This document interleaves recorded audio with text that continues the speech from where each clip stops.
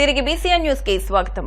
గత 5 ఏళ్లలో వైసీపీ ప్రభుత్వ హయాంలో తిరుమలలో జరిగిన అవినీతి అక్రమాలపై విచారణ జరపాలని జనసేన నేతలు తిరుపతి విజిలెన్స్ ఎన్ఫోర్స్మెంట్ కార్యాలయంలో ఫిర్యాదు చేశారు.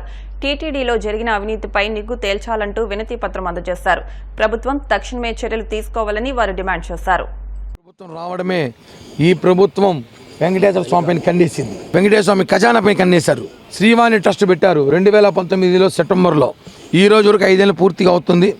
ఈ శ్రీవాణి ట్రస్ట్ పెట్టి ఇప్పటికీ 1350 కోట్లు వసూలు చేశారు. పవన్ కళ్యాణ్ గారు చెప్పారు 10,500 వసూలు చేస్తున్నారు, 500 రసీదు ఇస్తున్నారు, 10,000 రసీదు ఎక్కడ పోతుందని.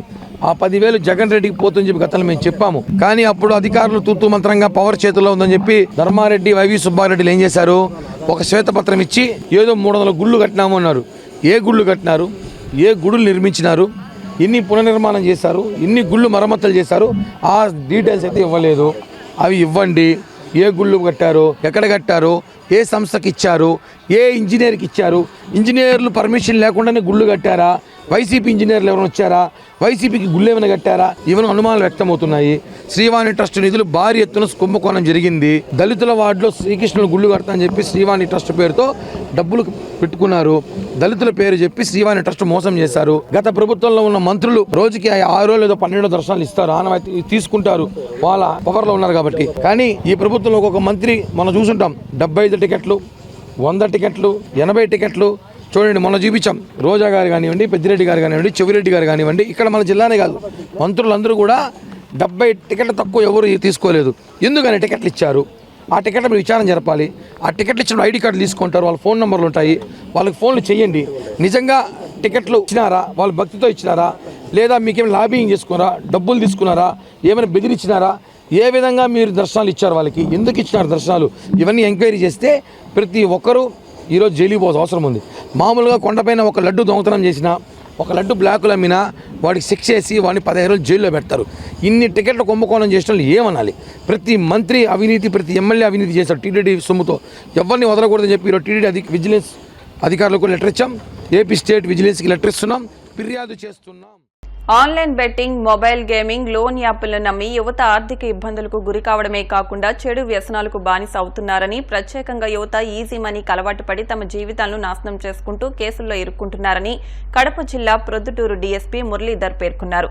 ఈ మధ్యకాలంలో కొన్ని సంఘటనలు తమ దృష్టికి వచ్చాయని, ఉన్నత చదువులు చదువుకున్న వారు కూడా ఈ మహమ్మారి బారిన పడి ఆర్థికంగా చితుకుపోతున్నారన్నారు. ఇప్పటికైనా యువత, ప్రజలు మోసపూరిత మొబైల్ యాప్లను నమ్మవద్దని, ఈజీ మనీకి అలవాటు పడవద్దని ఆయన విజ్ఞప్తి చేశారు. చోట్ల కూడా యువత కొద్దిగా చెడు నడతలు పడుతున్నారు, చెడు వ్యసనాలకు బానిస అవుతున్నారు. దానికి కారణాలు వేరే వేరే కావచ్చు. అందుకే మా యొక్క విజ్ఞప్తి స్టూడెంట్స్కి, విద్యార్థులకి, ఇంకా నిరుద్యోగులకి, ఇంకా యూత్ ఎంప్లాయీస్ కూడా, యంగ్స్టర్స్, ఇంకా కొంతమంది ఉద్యోగస్తులకి, వ్యాపారస్తులు కూడా విజ్ఞప్తి, దయచేసి ఈ యాప్లు నమ్ముకోవద్దండి. లోన్లు ఇస్తామని, లోన్లు డబుల్ అవుతాయని, లేకపోతే ఈ గేమ్ ఆడితే మీకు చాలా ప్రాఫిట్ వస్తుందని, మీరు ఒక 5 లక్షలు కట్టండి 10 లక్షలు వస్తుంది అని ఇట్లా ఆశ చూపించి ఫస్ట్ వాళ్ళు కొద్దిగా మనకి డబ్బులు వేసి 20 వేస్తారు. ఆ 20 వేసి దాంట్లోన వీళ్ళు మభ్య పెట్టి దాన్ని మోసపోతున్నారు చాలామంది. బెట్టింగ్లు అయితేనేమి, మట్కా అయితేనేమి, ఈ వ్యసనాలన్నీ మానుకుంటే బాగుంటుంది. ఆ బెట్టింగ్ మహమ్మారిని తరిమి కొట్టాలని అందరికీ విజ్ఞప్తి చేస్తున్నాము. ఆ బెట్టింగ్ మనిషిని, ఇంట్లో వ్యాపారస్తులు, పెద్ద పెద్ద ఉద్యోగస్తుల్లో ఉన్నోళ్ళు, కొంతమంది వ్యక్తులు, మన ప్రముఖులు కూడా దాంట్లో ఇన్వాల్వ్ అవుతున్నారు. దయచేసి మానుకోండి, ప్రాణాలు కూడా తీసేస్తున్నది. మొన్న కూడా ఒకటి జరిగింది సంఘటన తెలుసు మనకి. అదేవిధంగా ఈ యాప్స్ గురించి కూడా 1-2 కంప్లైంట్స్ కూడా వస్తున్నాయి మనకి. మొన్న కూడా ఒక ఎంప్లాయీ కూడా ఇదే విధంగా డబ్బులు వాడుకొని యాప్ ద్వారా ఆశపడి మళ్ళీ కట్టొచ్చు అనే ఉద్దేశంతోన పొరపాటు చేసి కేసులో ఇరుక్కున్నాడు, ఉద్యోగం కూడా పోతుంది. సో పోలీసు వారి యొక్క విజ్ఞప్తి, దయచేసి పట్టణంలో చాలామంది యువతీ యువకులు చదువుకున్న వాళ్ళు ఉన్నారు. విఘ్నతతో ఆలోచించండి. ఈజీ మనీ రావాలని ఎప్పుడూ ఆరాటపడొద్దండి, ఆశపడొద్దండి, ఆవేశానికి గురి కావద్దండి. వచ్చేస్తాయని ఫస్ట్ వాళ్ళు చూపిస్తారు. ఎగ్జాంపుల్ ఏదైనా మీకు కొద్దిగా లాభం చూపించి తర్వాత మొత్తం మింగేస్తారు. ఆ యాప్స్ విషయంలో కొద్దిగా జాగ్రత్తగా ఉండాలని అందరికీ విజ్ఞప్తి చేస్తున్నాము. ముఖ్యంగా విద్యార్థులకి, అందరి చేతిలోన ఇప్పుడు ఆండ్రాయిడ్ ఫోన్స్ ఉన్నాయి కాబట్టి అందరూ కూడా అన్ని విషయాలు తెలుసు. అదేవిధంగా ఈ మట్కా జోలికి కానీ దాని జోలికి పోద్దండి. ఇట్లా పోయే వాళ్ళని దృష్టిలో కూడా మేమంతా లిస్ట్ అవుట్ చేసాం టౌన్లో. మా సిఐలందరూ కూడా వారిపైన మేము గట్టిగా యాక్షన్ తీసుకోబోతున్నాము.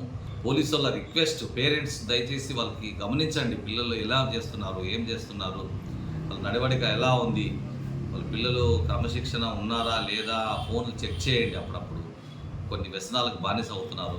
అదేవిధంగా కొద్ది గంజాయి కూడా మనోళ్ళు సేవ్ చేస్తున్నట్లు ఉంది. గంజాను కూడా కొద్దిమంది కన్జ్యూమర్స్ ఉన్నారనే విషయం తెలిసింది. అటువంటి వాటి మీద ఉక్కుపాదం మోపుతాము. అంతా ఎలక్షన్ కూడా అయిపోయింది కాబట్టి ఇప్పుడు ఫ్రీగా ఉన్నాము. అన్నీ కూడా కేసులు రివ్యూ చేసుకుంటున్నాము. ఈ యాంటీ సోషల్ ఈవిల్స్ని ఖచ్చితంగా రూపుమాపదము. గవర్నమెంట్లో ఇటువంటి ప్రోత్సహించేది ఎవరు వ్యక్తులైనా కూడా ఉపేక్షించేది లేదు. మనకి ఇటువంటి చెడు వ్యసనాలకు బానిస అయ్యే వాళ్ళు కూడా మేము కౌన్సిలింగ్ ద్వారా, తర్వాత కేసుల ద్వారా కూడా కట్టడి చేస్తామని తెలియజేస్తున్నాం. Thank you.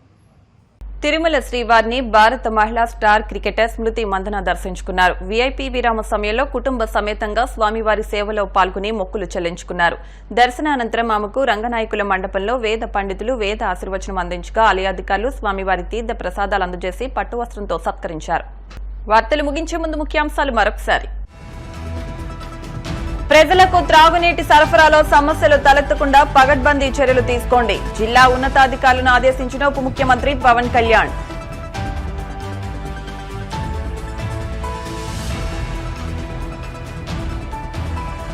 నారా లోకేష్ ప్రజా దర్బార్కు అనూహ్య స్పందన. భారీగా తరలివచ్చిన ప్రజలకు నేనున్నానంటూ మంత్రి భరోసా.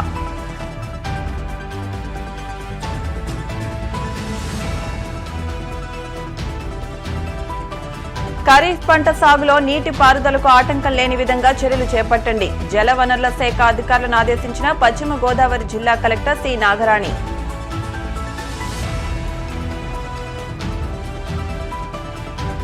తిరుమల శ్రీవారిని దర్శించుకున్న భారత మహిళా స్టార్ క్రికెటర్ స్మృతి మందన. పూర్ణ కుంభంతో స్వాగతం పలికిన ఆలయ అధికారులు. ఈ వార్తలు ఇంతటితో సమాప్తం. మరిన్ని వార్తల కోసం BCN digital YouTube channel, Facebook పేజీని ఫాలో అవ్వండి. అప్డేట్ వార్తల కోసం ప్లీజ్ సబ్స్క్రైబ్.